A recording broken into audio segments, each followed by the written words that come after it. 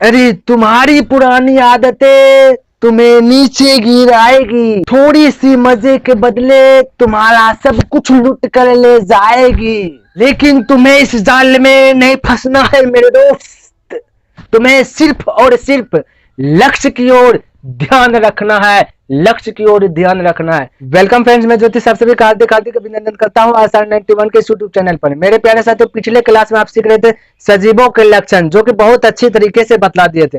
यदि आपने नहीं देखे और देखना चाहते हैं तो प्ले लिस्ट में जाए, वहां पर जाकर के बायोलॉजी साइंस में जाकर के क्लास 10th के उस पर क्लिक कीजिए, वहां जाकर के आप आनंद ले सकते हैं। बहुत ही बेहतरीन तरीके से बतलाए।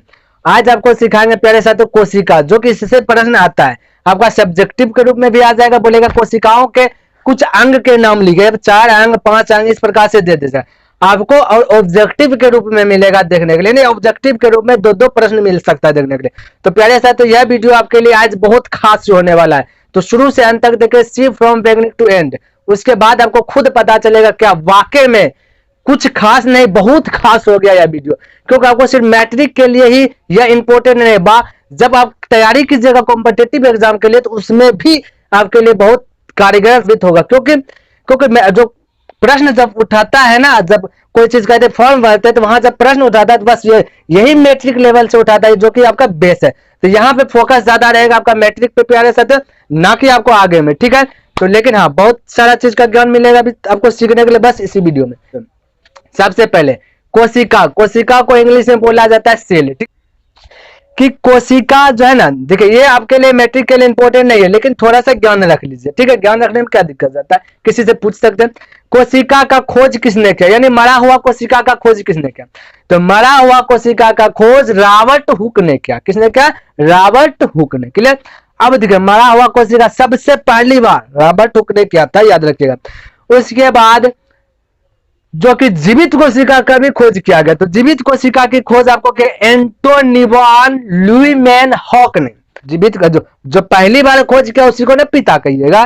तो मरा हुआ कोशिका का जो खोज किया रॉबर्ट हुक ने, वही कोशिका का पिता कहला गया। ये तो दूसरा बार में खोजा, कोई दिक्कत नहीं। तो दूसरा बार में खोजा तो कोई दिक्कत नहीं। अब देखिए, यहां तक तो बात था कोशिका का। अब कोई व्यक्ति और आया, उन्होंने कह दिया कि पूरा शरीर में ही कोशिका है, पूरी शरीर में कोशिका है, यानी कि कोशिका का सिद्धांत दे दिया। मतलब तो कोशिका का सिद्धांत पूछेगा किसने दिया? स्लाइडेन स्वान ने। कोशिका का सिद्धांत स्लाइडेन स्वान ने। इस प्रकार से बोलते तो बस 2-3 बात याद रखे, उसके बाद आते हैं जो कि मैट्रिक में आपके लिए बहुत बहुत अच्छी साबित होगा। फिर से एक बार रिपीट कर रहे हैं। तो देखिए, मरा हुआ कोशिका की खोज किसने की? रॉबर्ट हुक ने। जीवित कोशिका की खोज, तो जीवित कोशिका की खोज का एंटोनिवान ल्यूवेन हॉक ने। क्लियर। और उसके बाद सिद्धांत किसने दिया? किसने कहा पूरे शरीर में ही कोशिका है? तो वह स्लाइडेन स्वान ने कहा था। क्लियर है। देखिए, मेन पॉइंट क्या? पहला क्वेश्चन, कोशिका झिल्ली, ठीक है।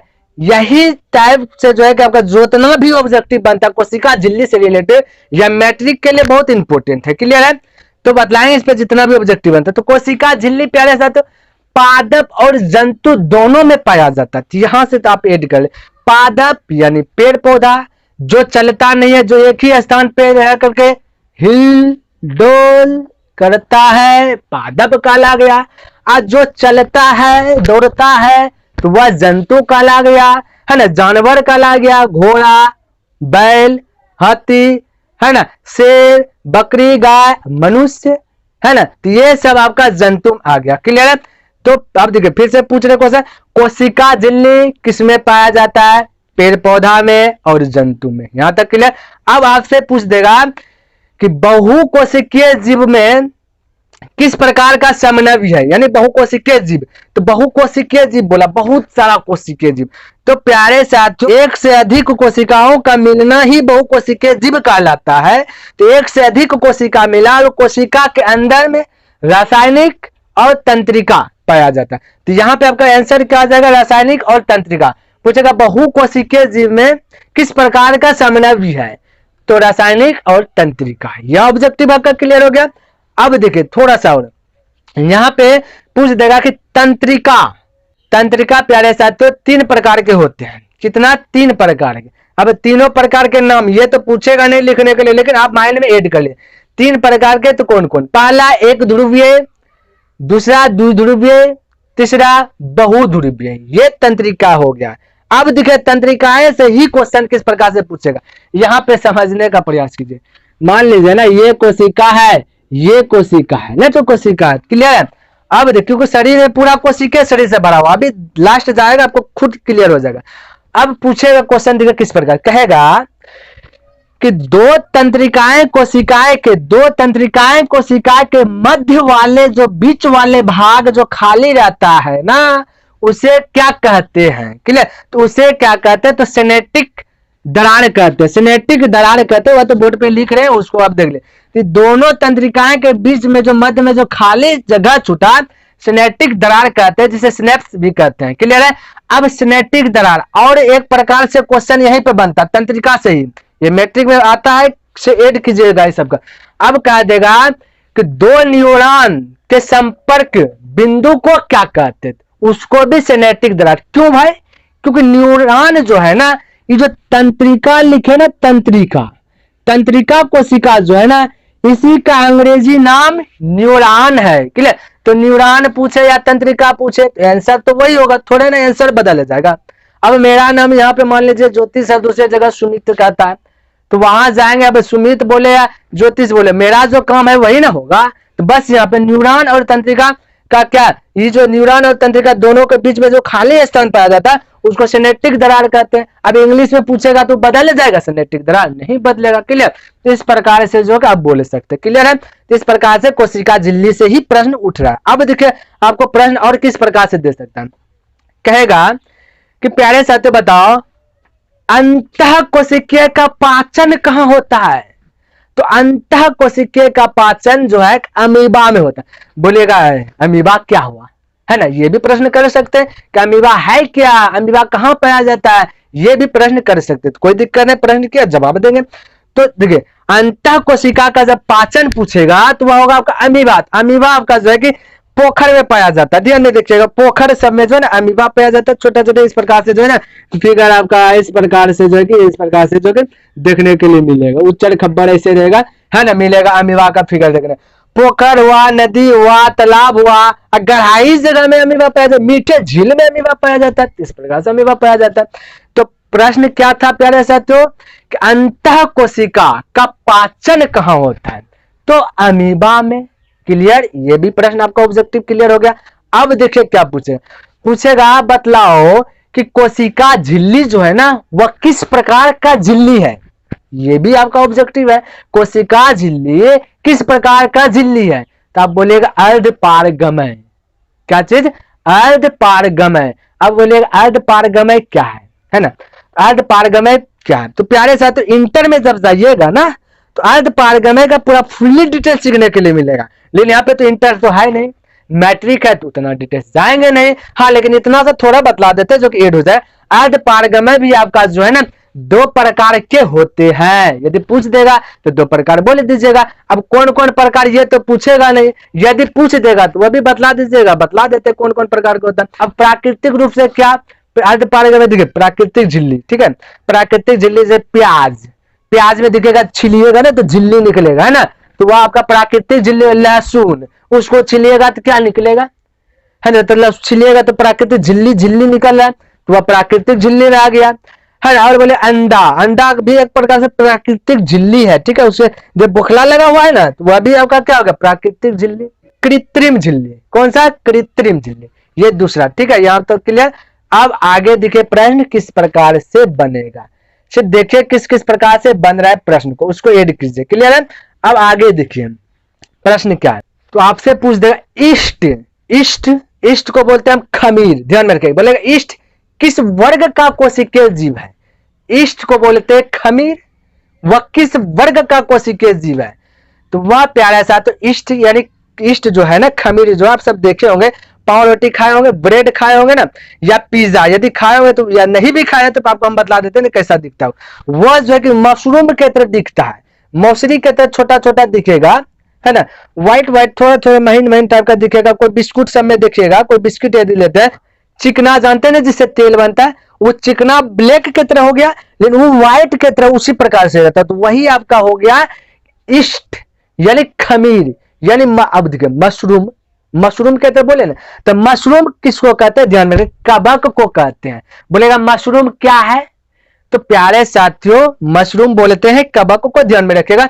तो वह मशरूम देखेगा जब बारिश पड़ता है, ज्यादा बारिश पड़ रहा हो बारिश दे रहा है ना, और जमीन गीला हो गया, और या तो जिसका घर देखेगा एकदम लाड़ा का होगा ना, कुछ का होगा, उस घर पे या नीचे जमीन पे दिखेगा क्या होता है, एक छाता के तरह, छतरी के तरह निकल जाता होगा, ये जो छाता बोलते हैं बच्चा सब, तो उसी को मशरूम कहते हैं, वही तो मशरूम हुआ। आज जो मशरूम है वो कवक है ना, जो कवक है वही तो बोला ईस्ट यानी खमीर। तो खमीर किस वर्ग का सदस्य है, तो खमीर यानी मशरूम, तो मशरूम कवक वाला सदस्य है। तो आपका इसका आंसर क्या आ जाएगा, कवक। समझ में आ गया। अब आपसे पूछ देगा कि गतिशील जनन कोशिका को क्या कहते हैं, तो नर युग्मक बोल दीजिए। जो गतिशील जनन है उसको क्या कहते हैं, नर युग्मक कहते हैं ना। और बोलेगा कि जिस जनन कोशिका जनन में भोजन का भंडार रहता है उसे क्या कहते हैं, तो मदा युग्मक कहते हैं। इस प्रकार से बोल दीजिएगा, क्लियर है। मदा युग्मक, नर युग्मक, गतिशील नर युग्मक, और जिसे भोजन का भंडार हो मदा युग्मक। अब प्यारे साथियों थोड़ा सा अब ऑब्जेक्टिव तो हो गया ना, अब सब्जेक्टिव को थोड़ा सा ध्यान देते हैं, कोशिका को समझिए, ठीक है। तो कोशिका ये हो गया है ना। अब देखिए यहाँ पे रियल लाइफ में समझिए, जब मार्केट जाते होंगे तो एक ही पॉलिथीन में बोलते हैं थोड़ा आधा केजी हल्दी दीजिए, आधा केजी जीरा मरीच दीजिए, है ना, उसके बाद कहते मिर्ची भी दे दीजिए, और एक पन्नी में वह दुकानदार क्या करता है, दे देता है, आप ले लेते। तो वह जो झिल्ली में दिया ना, तो उस झिल्ली में कितना चीज लिए, जीरा लिए, मरीच लिए, मिर्चा लिए, लहसुन लिए, प्याज, बहुत सारा चीज उस झिल्ली में आ गया। तो वही यहाँ भी है, कोशिका झिल्ली के अंदर बहुत सारा अंग है इसका, है ना। जैसे हम बोले पन्नी के अंदर अब कितना कितना हो, जो झिल्ली कितना क्या क्या है, एक अंग प्याज का, एक अंग लहसुन का, एक अंग मिर्चाई का, एक अंग, मतलब बहुत सारा। तो यहाँ भी कोशिका झिल्ली के अंदर बहुत सारा अंग है, तो उसको घींच करके निकालेंगे अभी बाहर, क्लियर है। तो आप शुरू से अंत तक देखें। तो यहाँ तो कोशिका झिल्ली हो गया। कोशिका झिल्ली बोले किसमें पाया जाता है, पादप में और जंतु में।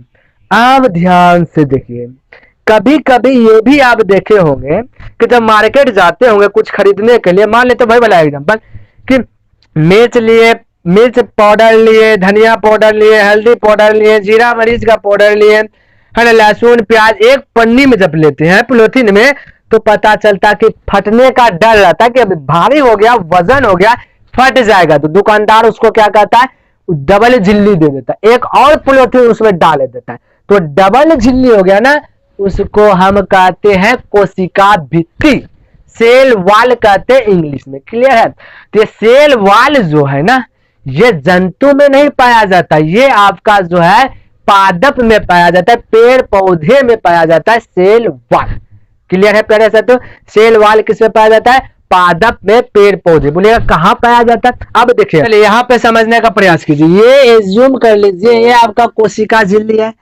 अब बोलिएगा कि कोशिका भित्ति कहां पता, देखिए 2 नंबर ये कोशिका का अंग ही है, एक अंग कोशिका झिल्ली, दूसरा अंग कोशिका भित्ति। याद रखेगा, आपको एग्जाम में पूछ बोल देगा कि कोशिकाओं के कोशिका अंग लिखे, कोशिका का अंग लिखे, तो एक कोशिका झिल्ली, दूसरा कोशिका भित्ति। इसका ट्रिक भी बतलाएंगे लेकिन लास्ट में बतलाएंगे, क्लियर।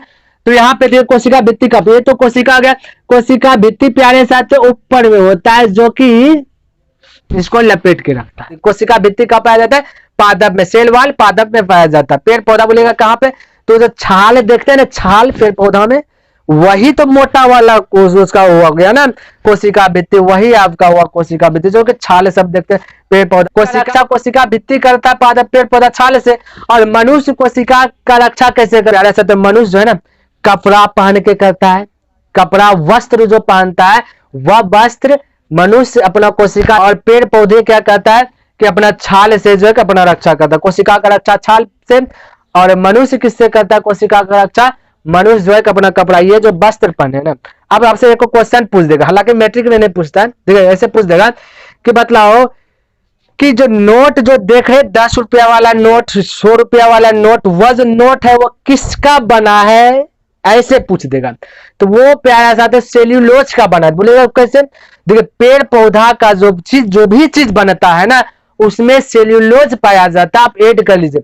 बोलेगा जो किताब कॉपी पे लिख रहे हो ना, ये क्या चीज का बना है, तो वो सेल्यूलोज का बना होता है। है ना। कोई भी चीज पूछ, बोले ये वस्त्र किसका बना है, तो वस्त्र में भी रुई का यूज क्या होगा, तो रुई कहाँ से, पेड़ से दिया, विश्व सेल्यूलोज से। जो भी चीज पूछे जो पेड़ पौधा से बने उसमें बोलेगा क्या पाया जाता है, सेल्यूलोज पाया जाता है। तो इस प्रकार से आप बोल सकते हैं, यहाँ आपका ऑब्जेक्टिव भी हो गया। क्लियर। तो इस प्रकार से आप जो है कि कोशिका भित्ति समझ में आपको आ गया होगा डिटेल्स रूप से। अब कोशिका झिल्ली हो गया, कोशिका भित्ति हो गया। अब आपका देखिए यहाँ पे समझने का प्रयास कीजिए। मान लीजिए ना माइटोकॉन्ड्रिया को समझ लीजिए, इससे जो है कि ऑब्जेक्टिव बनता है, क्लास 10th में है और ऑब्जेक्टिव पूछा भी जाता है, तो इसको समझ लीजिए। तो माइटोकॉन्ड्रिया आप कोशिका पे समझिए, ये आपका हो गया कोशिका, कोशिका के अंदर कोशिका झिल्ली या पे कोशिका भित्ति ऊपर में जो कि पादप में सिर्फ पाया जाता है। अब यहाँ पे आपका आ गया, मान लेते ले लेते माइटोकॉन्ड्रिया, माइटोकॉन्ड्रिया को एम से सूचित कर ले, ध्यान रखें ये जो है ना कोशिका के अंदर माइटोकॉन्ड्रिया पाया जाता है। अब देखिए माइटोकॉन्ड्रिया का, हाँ देखिए भले ही वीडियो लंबा हो लेकिन आप एक बार पढ़ लीजिएगा तो जिंदगी भर नहीं भुलाइएगा। हाँ इसको 2-3 बार एक बार देख लीजिएगा, फिर से देखेगा, समझ में जब आ जाएगा तो गारंटी देते आप भूलिएगा नहीं, है ना। तो हो सकेगा यदि तो हम इसको शॉर्ट वीडियो भी बनाएंगे और एक लंबा वीडियो भी अपलोड कर देंगे यूट्यूब पर। अब देखिए यहाँ माइटोकॉन्ड्रिया को समझिए, तो माइटोकॉन्ड्रिया क्या करता है, देखिए आप देखिए सांस लिए अंदर लिए ऑक्सीजन, अब ऑक्सीजन को जो है ना हीमोग्लोबिन पकड़ता है, कहते रे चौड़ा तू उधर कहां जा रहा है, मेरे साथ जल्दी से घींच का, उसको जो है ऑक्सीजन को पकड़ लेता है हीमोग्लोबिन और घींच करके माइटोकॉन्ड्रिया को दे देता है, इसको दे देता है। अब माइटोकॉन्ड्रिया के अंदर ऑक्सीजन गया, ऑक्सीजन अब वहां पे जो है कि क्या करता है कि एक चेंज रिएक्शन करता है, एक साइकिल चलाता है, बहुत जोर से साइकिल चलाता है। और जब साइकिल चलाता है तो वह एटीपी का उन्होंने निर्माण करता है, एटीपी का निर्माण करता है। वही एटीपी जो साइकिल चला रहा है एटीपी का निर्माण कर रहा है ना। और उसके बाद आपका जो कि 38 एटीपी जब बन जाता है ना तो एक ग्लूकोज का निर्माण कर देता है। और जिसको हम ग्लूकोज का जब निर्माण कर देता है तो एनर्जी के रूप में हम लोग क्या करते हैं, यूज करते हैं। अब खाना भोजन खाए, ग्लूकोज प्राप्त हुआ, एनर्जी आया, तभी जो हम बोल रहे हैं एनर्जी है, ऊर्जा है, तो है ना ग्लूकोज। तो यहाँ 38 एटीपी मिलकर के ग्लूकोज प्राप्त करता है। आपसे क्वेश्चन भी पूछेगा ऐसे, क्रेब्स चक्र वही साइकिल रिएक्शन करता है जो कि एटीपी का निर्माण करता है। और जब 38 एटीपी बन जाता है तो ग्लूकोज प्राप्त हो जाता है जो कि हम लोग एनर्जी के रूप में यूज कर लेते हैं। क्लियर है प्यारा साथ, इस प्रकार से। अब आपसे क्वेश्चन कैसे पूछे, ऐसे क्वेश्चन पूछेगा आपसे, क्या ऊर्जा गृह किसे कहा जाता है, तो माइटोकॉन्ड्रिया का ऊर्जा प्राप्त एटीपी करता है। और ऊर्जा गृह पूछ देगा पावर हाउस किसे कहा जाता है, पावर यानी शक्ति, शक्ति गृह किसे कहा जाता है, क्षमता गृह, ये कुछ भी पूछे तो वह का माइटोकॉन्ड्रिया पे आंसर मार दीजिएगा। अब देखिए माइटोकॉन्ड्रिया के अंदर में एटीपी का निर्माण करता है। अब एक क्वेश्चन ऐसे पूछेगा आपसे, देखिएगा बोलेगा कि कोशिका के मुद्रा है ना, कोशिका के मुद्रा के रूप में क्या चीज प्राप्त होता है, एटीपी। बोले क्रेब्स चक्र क्या चीज बनाता है, क्रेब्स चक्र क्या चीज बनाने का कार्य करता है, बोलिएगा एटीपी, है ना। 38 एटीपी मिलकर क्या बनता है, तो बोलिएगा ग्लूकोज। ग्लूकोज का पूछेगा निर्माण कब होता है, तो बोलेगा 38 एटीपी मिलने के बाद ग्लूकोज का निर्माण होता है। इस प्रकार से जो है कि माइटोकॉन्ड्रिया से रिलेटिव आपका जो कि ऑब्जेक्टिव आएगा आप बना लीजिएगा, बोल दीजिएगा। क्लियर है, इस प्रकार से हो गया। रसधानी ले लेते हैं जिसको हम वैक्यूल्स बोलते हैं, ठीक है, इंग्लिश में वैक्यूल्स बोलते हैं। तो रसधानी ये भी कोशिका के अंदर में, इसका काम क्या है ध्यान से समझिए। अब थोड़ा सा ध्यान से समझिए, रसधानी तो शरीर में जो है ना 65% पानी रहता है, मनुष्य के शरीर में 65% पानी रहता है। अब जो व्यक्ति मानिए 100 केजी का 65% जब कीजिएगा तो वहां पे 65% जब कीजिएगा ना तो 65 लीटर पानी रहेगा। अब बोलेगा 100 केजी का आदमी है, उसे 65 लीटर पानी रहता है, उतना पानी कहाँ में रहेगा, तो प्यारा सा तो वह पानी पेट में नहीं रहता है, पेट में तो 1 ही 2 लीटर जो पीते हुआ रहता है ना, वह जो 65 लीटर पानी 100 किलो वाला आदमी में निकलेगा, वह पानी सारा का सारा पानी कोशिका के अंदर रहता है। क्यों, कोशिका तो बहुत जहां हर शरीर में कोशिका, जिधर कोशिका उधर माइटोकॉन्ड्रिया, जिधर कोशिका उधर माइटोकॉन्ड्रिया, जिधर कोशिका उधर ये भी राजधानी भी। क्लियर, तो आपको जो है कि इस प्रकार से बोल दीजिएगा। तो राजधानी, चलिए ज्यादा डिटेल से नहीं जाते, बस इसको समझ दीजिए तो आपको राजधानी समझ में आ गया, यानी वैक्यूल्स क्या है ना, तो इस प्रकार से आप बोल दीजिएगा। क्लियर है, तो अब देखिए राजधानी हो गया, वैक्यूल हो गया। अब देखिए आपका मान लीजिए एक होगा राइबोसोम, ठीक है, चलिए देखते रहिए। राइबोसोम एक होता है, ठीक है। अब राइबोसोम का क्या कार्य है, देखिए राइबोसोम का काम है प्रोटीन पैदा करना, है ना, इसलिए राइबोसोम को कहा जाता है प्रोटीन का फैक्ट्री, प्रोटीन निर्माण करता है। राइबोसोम का कार्य है प्रोटीन निर्माण करना, इतना सा समझिए अभी फिलहाल, ठीक है। राइबोसोम का क्या काम है, प्रोटीन निर्माण करना। वैक्यूल्स का क्या काम है, पानी, 65% शरीर के अंदर पानी। रसधानी जो है कि मनुष्य का छोटा रहता है, पेड़ पौधा का बड़ा रसधानी रहता है, क्लियर है। इसी प्रकार राइबोसोम का काम क्या है, प्रोटीन का निर्माण करना, इसलिए इसको प्रोटीन का फैक्ट्री भी कहा जाता है। अब राइबोसोम सीखे और देखिए, चलो एक राइबोसोम एक ले लेते हैं केंद्रक, ठीक है, केंद्रक को न्यूक्लियस से। अब देखिए केंद्रक केंद्रक का देखिए काम, ऑब्जेक्टिव पूछे केंद्रक के अंदर क्या पाया जाता है, तो केंद्रक के अंदर पाया जाता है क्रोमोसोम, क्रोमोसोम यानी कि गुणसूत्र, और गुणसूत्र के अंदर डीएनए आरएनए। यहां पे एक क्वेश्चन आपका बना, देखिए कौन क्वेश्चन बोलेगा, कोशिकाओं के अंदर आनुवांशिक पदार्थ कौन है, कोशिकाओं का आनुवांशिक पदार्थ किसे कहा गया, तो कोशिकाओं का आनुवांशिक पदार्थ डीएनए, क्लियर। डीएनए केंद्रक में 10% जो है, इसमें 80% प्रोटीन रहता है, 10% अन्य भाग, ठीक है। इस प्रकार से हो गया केंद्रक। अब देखिए केंद्रक का क्या आता है जानते हो, कहते हैं मिटोकॉन्ड्रिया तुम ये काम करो, ये कहते हैं वैक्यूल्स तुम ये काम करो, जल्दी तुम ये काम करो, ये जो है न्यूक्लियस करता है, ठीक है। अब देखिए एक और है, तो यहाँ पे आप पढ़ लिया माइटोकॉन्ड्रिया, वैक्यूल्स यानी राजधानी, राइबोसोम है ना, न्यूक्लियस, ये टोटल हो गया। अब आप देखिए क्या चीज आपको पढ़ना है, अब देखिए एक होता है गाल्जी बॉडी, ठीक है, गाल्जी बॉडी यानी जी से दिखा देते हैं गाल्जी बॉडी। अब देखिए गाल्जी बॉडी का कार्य क्या है, गाल्जी बॉडी का कार्य है परिवहन करना। अब देखिए कैसे परिवहन करना भाई, अब हम यहाँ पे मुंह से बोल रहे हैं, जी से बरबर बरबर कर रहे हैं, तो एनर्जी ऊर्जा कहाँ चाहिए, जी को चाहिए ज्यादा, है ना। अब जी को यहाँ पे ऊर्जा चाहिए, शरीर ये तो पूरा बदन जो कैसे खड़ा है, हम बोल रहे हैं तो यहाँ पे ज्यादा ऊर्जा चाहिए, और ऊर्जा इस हर जगह ऊर्जा है। अब ये कि किसी को कोई तो कोई ऐसा चाहिए पदार्थ जिसको कि खकोर करके ऊर्जा को यहाँ पे लेकर के आए जी के पास, तो उसका वह जो है गाल्जी बॉडी का काम है। गाल्जी बॉडी का कार्य क्या है कि जहां पे ज्यादा ऊर्जा खपत हो रहा है वहां से खींच करके उस जगह ऊर्जा देना। अब मान लेते हैं कि हम बोलते बोलते ऊर्जा खत्म और ऐसे ऐसे चलेगा देहात, ऊर्जा खत्म, ऐसा होगा क्या, नहीं। तो वैसा क्यों, देखिए परिवहन करना भी अच्छा कार्य, बोलेगा गाल्जी बॉडी का कार्य क्या है, परिवहन करना, तो परिवहन करना। अब यहाँ पे जी से बोले यहाँ पे ज्यादा ऊर्जा लग रहा है, तो क्या करेगा, गाल्जी बॉडी का काम है सगर का ऊर्जा ला करके यहाँ पे दो, क्योंकि यहाँ पे देगा तभी तो यहाँ का ऊर्जा खत्म होगा, है ना। तो गाल्जी बॉडी का ये काम है ऊर्जा परिवहन करना, ठीक है। यहाँ का ऊर्जा यहाँ देना जहाँ पे ज्यादा, अब हाथ से करते करते करते करते करते हाथ का ऊर्जा गया, हाँ ऐसे हो जाएगा क्या, और फिर ये सब ठीक रहेगा, ऐसा होगा नहीं। इसलिए यहाँ पे गाल्जी बॉडी का भी अच्छा महत्वपूर्ण माना जाता है। गाल्जी बॉडी भी समझ में आ गया।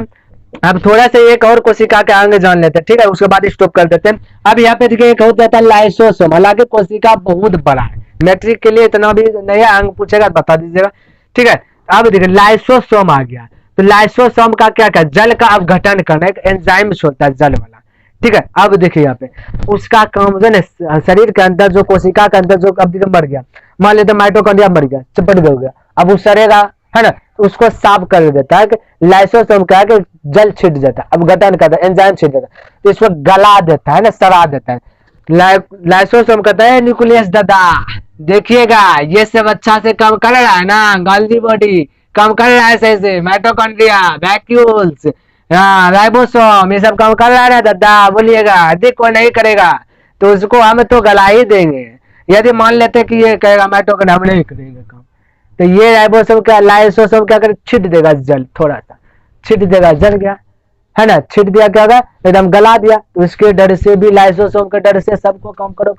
अब कभी कभी ऐसा भी हो जाए कि कहेगा कि हम भी नहीं करेंगे, बोलेगा गाल्जी बॉडी मैं भी नहीं करूंगा, माइटोकॉन्ड्रिया हम भी नहीं करेंगे, वैक्यूल्स नहीं करेगा, है ना, ये बोलेगा राइबोसोम बोलेगा मैं भी नहीं करूंगा, सब नहीं करेगा कोई काम। तो लाइबोसोम जानते हो क्या करता है, अपने आप को फाड़ देता है, अब फाड़ देता है, जितना भी जल का अपघटन है सब पे पड़ जाता है, और जब सब पे पड़ गया तो सब चटपट खत्म, है ना।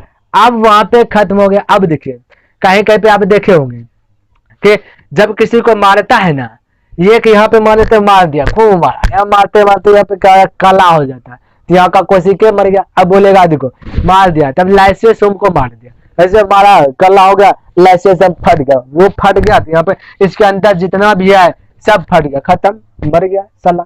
अब बोले मार दिया, लाइसेंस मर गया, सब मर गया, तो यहाँ पे काला हो जाएगा। अब देखिएगा उसको क्या करता है कि पानी लेता है, उसको सेकता है, ऐसे करता है, धीरे धीरे हुआ जो उस कोशिका तो ढेरी है, अब एक कोशिका मर गया, तो इसकी और इसकी कोशिका उसके बगल में जब सेकता है ना, दूसरा कोशिका उठ के देखता है, अरे क्या हो गया, देखो हे साला कोशिका मर गया यहाँ करे, तो वहां भी लाइसोसोम होगा, दूसरा कोशिका में भी लाइसोसोम होगा, तो वहां क्या करता है देख लेता है कि मेरे अंदर सब चीज है ना, ठीक ठाक हो ना, बोलेगा ठीक ठाक हो, तो वहां का वो लाइसोसोम क्या करता है थोड़ा सा जल का अपघटन कर छिट देता है ये वाला को, और धीरे धीरे फिर पता चलेगा छिटते छिटते जो है थोड़ा थोड़ा फिर इस जगह जैसे यहाँ पे चोट लगा उसको क्या कर देगा सही कर देता है, फिर इससे वो आपका जीवित हो जाता है। क्लियर? तो प्यारे साथियों कोशिका चैप्टर बहुत बड़ा है, बस इतना सा आपको याद रखिए, ऑब्जेक्टिव बनता है उसको याद कर लीजिएगा। क्लियर? और आप बताइएगा कमेंट करके कि आपको यह वीडियो कैसा लगा। तब देखिए ट्रिक क्या है, ट्रिक यह है, ट्रिक यह लिखते क्या बोर्ड पे लिख देंगे ना, तो टाइपिंग के द्वारा लिख देंगे। देखिए कोको, कोको कोई व्यक्ति का नाम हुआ, कोको और रमा ये दोनों कलाकार था, ठीक है। कोको और रामा गाना गाने का कार्य करता, दोनों स्टेज पे गया। अब देखिए दोनों गाना अपना अपना जा रहा है। अब वहां पे कोको को कहता है कि कोको 500 रुपया दे रहे हैं तुमको, ये वाला गाना इसके बाद जो है गाना गाओगे, ये वाला गाना गाना। कौन बोला? खई के पानी बनारस वाला, ये वाला। और उधर से यहाँ पे जो है आपका रामा को कहा कि तुमको 1000 रुपया देंगे, यही वाला तुम गाना गाना, उसको 500 रुपया दे। अब रामा क्या क्या जो गाना गा रहा था वो खत्म होने के पहले ये वाला गा दे, खाई के पानी बनारस वाला। अब कोको को बढ़ गया गुस्सा, दोनों में हो गया टेंशन। कोको रामा गा के गाना गा के क्या करा, लड़ेगा, ऑटोमेटिक लड़ेगा। आपका ट्रिक हो गया कोको रामा गा के लड़ा। क्लियर? कोको रामा गा के लड़ा। अब देखिए को से कोशिका झिल्ली, आपके लिए इंपोर्टेंट है मैट्रिक के लिए, क्या कोशिका के अंग लिखित, को से कोशिका झिल्ली, फिर से को से कोशिका भित्ति। कोको हो गया रमा, र से रसधानी वैक्यूल्स, उसके बाद रमा, मां से माइटोकॉन्ड्रिया, है ना, माइटोकॉन्ड्रिया। कोको रमा गा से गाल्जी बॉडी, के से केंद्रक जिसे न्यूक्लियस बोलते हैं, गा के ला से लाइसोसोम जिसमें जल अपघटन होता था, है ना, ला से लाइसोसोम। अब रा से राइबोसोम। इस प्रकार से आपका जो है ट्रिक से भी याद कर सकते कोशिका का। आपको इतना पूछेगा ना, बस 4 गो बोलेगा, तो 4 बोलेगा या फिर तो बहुत सारा भंडार दे दिए, ठीक है। तो आप इस प्रकार से बोल दीजिए। आई होप प्यारे साथियों आपको यह वीडियो पसंद आया होगा। यदि पसंद आया है तो लाइक शेयर एंड कमेंट करना ना भूले, और आप कमेंट करके बताइए कि आपके लिए यह वीडियो कितना कारगर साबित हुआ, कितना % आपके मेमोरी में ऐड हुआ। क्लियर है? तो बस वीडियो को स्टॉप करते हैं, तब तक के लिए धन्यवाद। जय हिंद, जय भारत।